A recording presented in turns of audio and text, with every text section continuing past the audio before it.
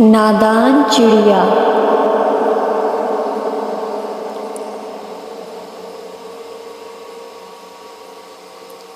ایک دن ایک چڑیا کافی دیر سے پرواز کر رہی تھی اور کسی تلاش میں تھی۔ مسلسل پرواز کرنے سے اس کے پر بری طرح تھک چکے تھے۔ اسے بھوک بھی ستانے لگی تھی۔ اب وہ کوئی محفوظ ٹھکانہ تلاش کر رہی تھی۔ کافی دیر کے بعد اسے ایک گھر نظر آیا جہاں صحن میں ایک چھوٹی بچی ادھر ادھر بھٹکتے چھوٹے چھوٹے چوزوں کو دانہ ڈالنے میں مصروف تھی۔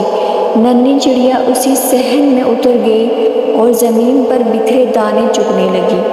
مرغی نے جب اپنے بچوں کے درمیان کسی اجنبی چڑیا کو دیکھا تو وہ ننھی چڑیا کے قریب آ گئی۔ چڑیا اس کی آنکھوں میں چھپے غصے کو بھانپ گئی۔ اسی لمحے وہاں ایک بلی نمودار ہوئی۔ مرغی اور بلی دونوں چڑیا کو ایسے دیکھ رہے تھے جیسے کوئی فتح حاصل کر لی ہو۔ ننھی چڑیا دونوں کے ارادوں کو سمجھ چکی تھی۔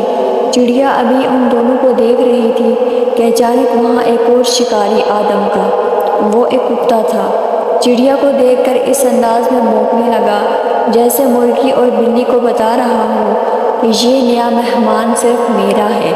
چڑیا کو بہت زور کی بھوک لگ رہی تھی لیکن اس نئے شکاری کی آمد پر وہ اور زیادہ گھبرا گئی۔ کتا اب چڑیا کے بہت قریب آ چکا تھا۔ چڑیا کو فوراً کوئی محفوظ جگہ تلاش کرنی تھی۔ وہ ہونہار آنکھوں والا کتا چڑیا پر چپٹنے ہی والا تھا کہ چڑیا پھرتی سے اڑ کر صحن میں موجود کھڑکی پر آ بیٹھی۔ چڑیا دبک کر کھڑکی کے ایک کونے میں بیٹھ گئی۔ اس کا چہرہ خوف کی شدت سے زرد ہو گیا تھا۔ اس نے سوچا اگر یہ کھڑکی اسے نظر نہ آتی تو شاید اب تک وہ ہونہار آنکھوں والے کتے کے معدے میں ہوتی۔ وقت کے ساتھ ساتھ خوف بھی بڑھتا جا رہا تھا۔ چڑیا دل سے اللہ سے دعا مانگ رہی تھی کہ اسے اس مصیبت سے چھٹکارا مل جائے تاکہ وہ آرام سے وہاں زمین پر پڑا ہوا دانہ کھا سکے۔ بھوکی چڑیا اپنی قسمت کے بارے میں سوچنے لگی، کاش وہ چڑیا نہ ہوتی بلکہ انسان ہوتی، کوئی اسے اپنا نوالا نہ بناتا، اسے ہر وقت اپنی جان بچانے کے لیے دوسرے ہونہار جانوروں سے اپنی حفاظت نہ کرنی پڑتی، آرام سے چین کی زندگی بسر کرتی، کوئی کتا یا بلی اسے کھانے نہ آتا اور نہ وہ آج بھوکی پیاسی اس طرح خوف میں رات کاٹ رہی ہوتی۔ وہ رات واقعی بہت دہشت ناک تھی۔ اس نے اپنا سر باہر نکال کر نیچے کا جائزہ لیا تو وہ ہونہار آنکھوں والا کتا ابھی تک اپنے شکار کی طاق میں بیٹھا تھا۔ اگلی صبح بھوکی چڑیا نے ایک نظر نیچے ڈالی، وہاں اب کوئی شکاری نہ تھا۔ اچانک ایک چھوٹی بچی کھڑکی کے قریب آئی۔